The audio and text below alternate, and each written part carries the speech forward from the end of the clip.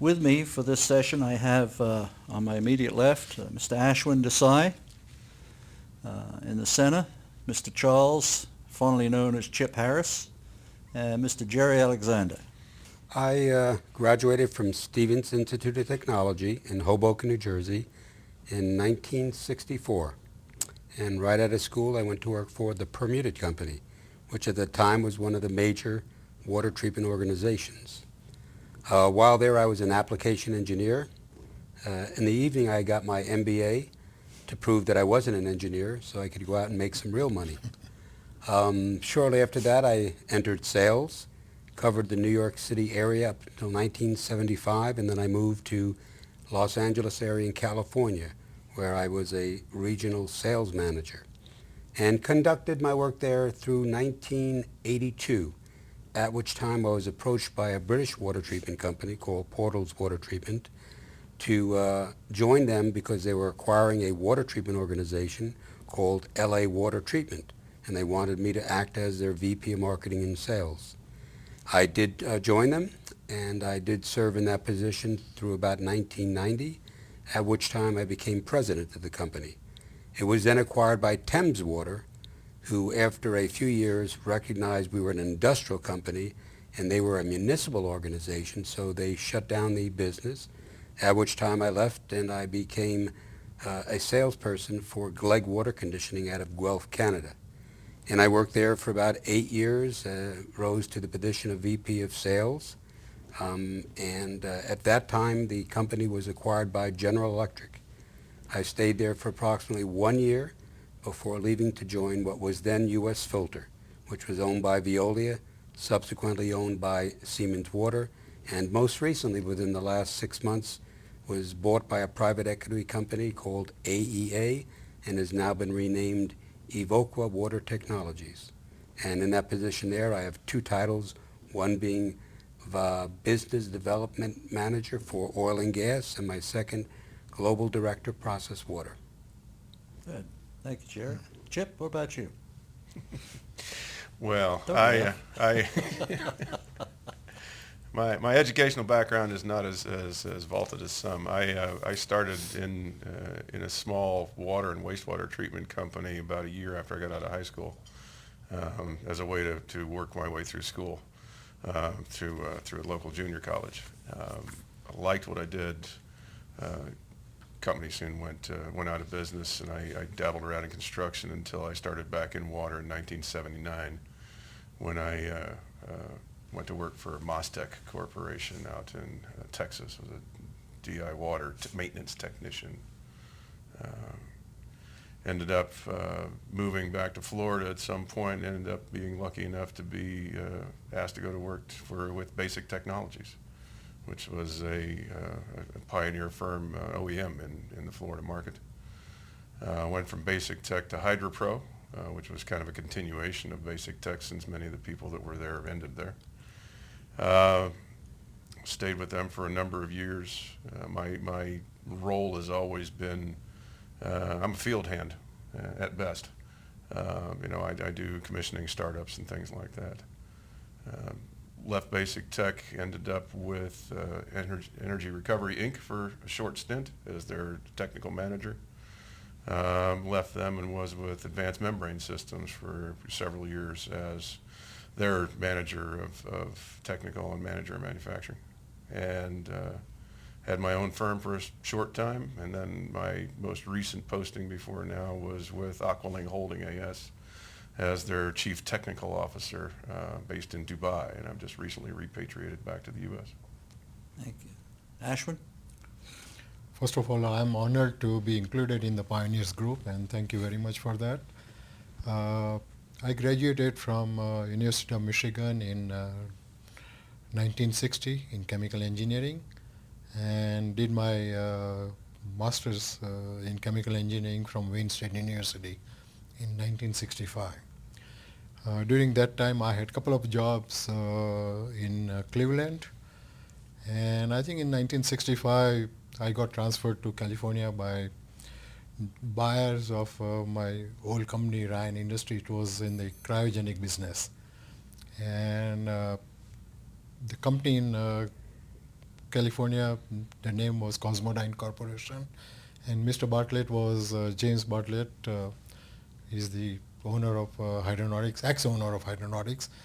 He was president of Cosmodyne Corporation, and I worked at Cosmodyne till 1974, and then Mr. Bartlett had kind of retired in 74, and he moved to Santa Barbara, and then he called me to join the water group business. And I think, like I mentioned in my biography, only thing I knew about water was the formula. And seriously, and all the other people were part of the Roga alumni or, a lot more experience. So that was the first beginning in water business, 1974. And I started as a product engineer and moved up through the ranks within the company. Eventually became vice president of systems business. And then in 1984, Mr. Bartlett sold the business to Roman Haas. That was, I think it lasted for about 3 years.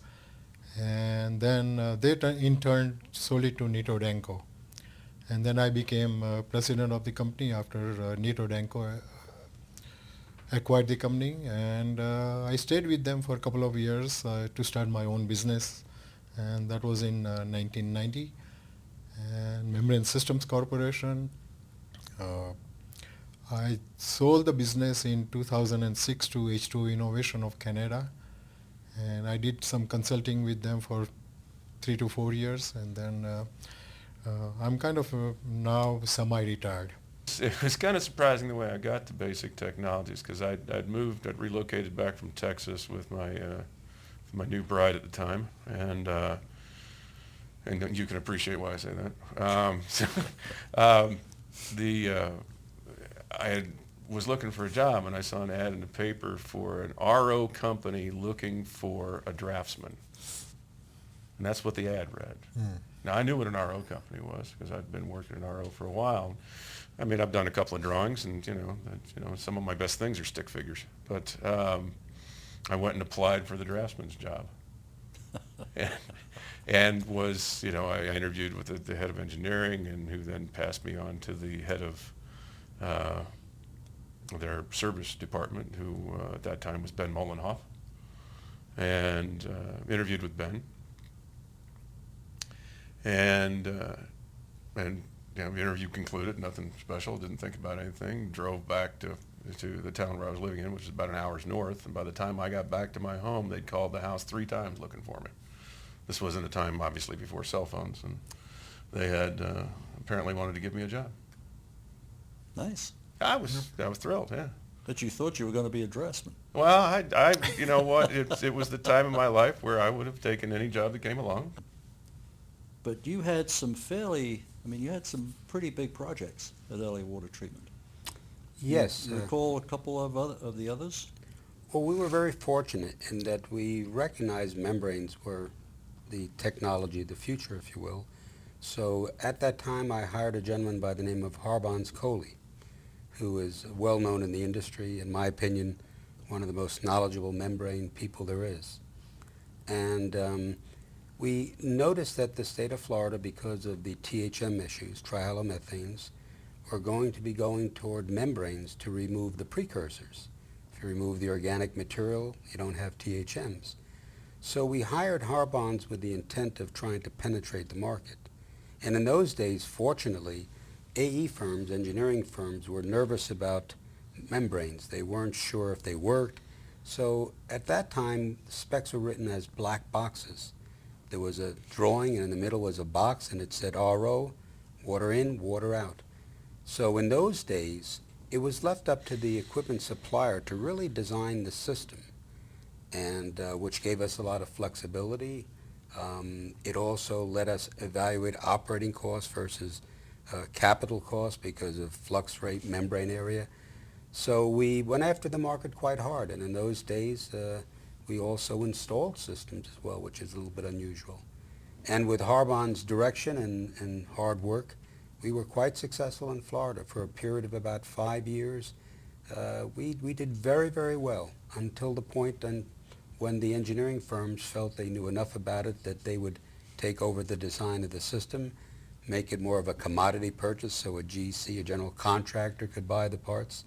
So a system supplier or a designer, his influence diminished, and at that time several things happened, and we kind of not exited the market, but felt it wasn't a very good market for us. Then subsequently to that, and actually at that time, the notoriety that Hydranautics had was solely to do with Yuma. That is very true. I think what we did is we bid the Yuma project only 20% of the total capacity, about 21 million gallons per day. And I think the reason we came out low bidder on overall, considering the capital cost and the operating cost, was the optimization we had done for the design. Okay, what recovery, what power requirements, membranes and everything. So I think that was a huge accomplishment, and also that put us on the market, in the industry. Right. So. As the years have gone by, and Gerry made a good point just now about the way that engineers viewed RO changed as they thought, and I won't include myself in that group, but as they thought they understood how the process worked, that they could design the plant themselves.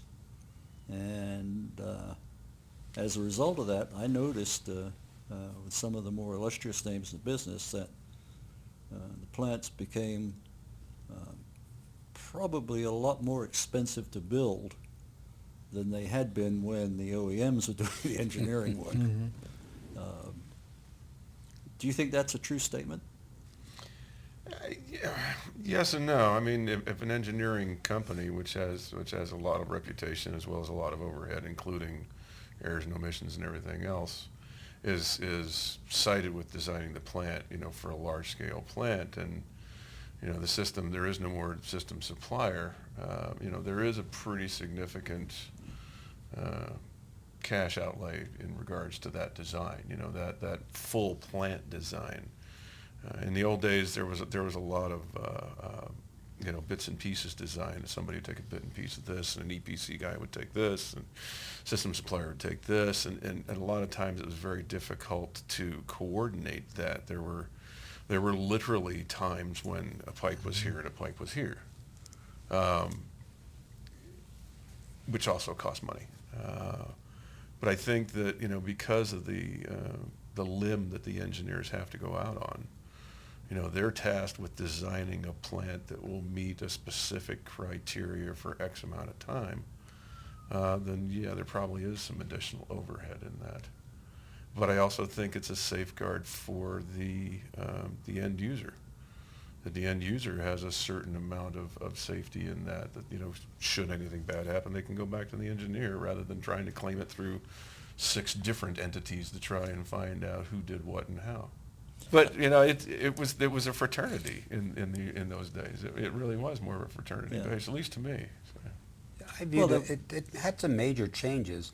The first wave of RO was in the early to mid 70s, when it was truly driven by the OEMs, the system suppliers. And then as that market tended to get saturated and the needs were satisfied, it kind of disappeared to about the mid 80s, about 85, right. And the THM issue came up. And the initial people that jumped into the market were relatively smaller companies, and there was only a handful, really, maybe 5 or 6. And you knew each other, and it was a friendly competition, to be quite honest. But once again, as the engineering firms took over the marketplace, if you will, they changed it into a commodity business, which attracted more people. The scope of the system got smaller and smaller to all of a sudden it was just racks with membranes. So the picture of the industry has changed on the municipal side dramatically, from a system supplier to more of a commodity supplier. All of you have had long and distinguished careers in this industry. What do you think, if you had to choose some event or some innovation or some application that you consider your greatest achievement, what would it be? Gerry? Wow. I wouldn't put this in the Apart from hiring Yeah. Harbons. I would put this one in the achievement category, but an event that happened that I think changed the history of not only membranes, but the water treatment industry. And at the time I was on the periphery, so I hope I get most of the facts right, and they are true, was when I was with Permutit. As you may be aware, they were one of the pioneers in the water industry, and their initial choice was to go with the DuPont membranes. They bet on that horse in the race. And after a few years, began to realize maybe it wasn't the best choice.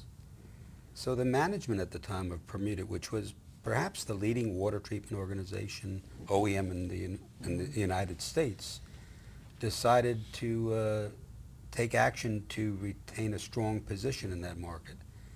And I don't believe it's well known, but they made an offer to buy what at the time was Fluid Systems from Gulf Atomics. And they made an offer, a certain sum of money, which by modern standards is rather meager, I think several $1 million. And it was turned down. So the president of Permutit went back to the corporate parent, who at the time was Ritter. They were big in the dental business. And I think they needed $5 million to acquire Fluid Systems. And they were turned down. Ritter felt they could make a better return on dental chairs than they could on water treatment equipment. So they said no. And Permutit was not successful in buying Fluid Systems. They did create a skunk works in their R&D center in Princeton to develop their own membrane, but the company then was sold to Zurn. They found out about the skunk works. They hired a Mr. Tidball, I believe his name was. Bob. Bob Robert, Tidball, yeah. From that's right. Envirogenics. He was Yeah. going to help Permutit because they couldn't buy a spiral wound company. They were going to make their own. And the new owners found out about it, and, well, let's say they weren't happy about it, and there was change in management. But I often wonder if Permutit had bought Fluid Systems, What would have perhaps the greatest water treatment company at the time, or the greatest membrane company at the time, what would have happened to the market? Where would we be today? That's right. So I often think about that. That's an interest. I never knew that. Not many people did know it. Not many people are still alive to know it. That's right. That's right. Chip, what about you? I don't have any particular, events or shattering changes in mind. I've been very lucky in my career to have been either on the periphery or directly involved with a number of plants, mostly with a number of plant problems. That I've been very fortunate enough to be called upon to help people solve their problems over years, and that's the biggest single thing I can think of is shortly after City of Cape Coral had installed a large amount of Dow hollow fiber membranes in their plant. They were starting to have problems with membrane failures, and however it ended up, I ended up being part of the team to go and look into that, and we managed to find that it was not a membrane problem, but an operational problem, which ended up getting myself and the Dow rep thrown out under sheriff's guard. It's not the first time I've been thrown out by a sheriff, but it was the first time I've been thrown out professionally.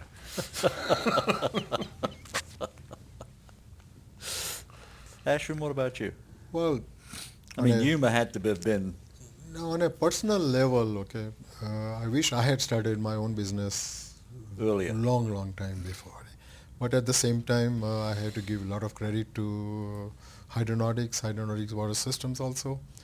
A lot of pluses and minuses working for a private owner. You learn a lot. At the same time, Hydranautics Water Systems did not grow as much as it could have, okay, because we were limited to use our own membranes, okay, and that was a big negative for us, 8.5-inch membrane element. That was a special size membrane for us. You remember that, I think. But he made a lot of money. We were selling CA membranes in Saudi Arabia for $2,400. Yeah, I remember that. Can you remember that? Can you believe that? Oh, man. So he made out from, great. And we used to sell them twice sometimes. The final question, and think about it carefully, is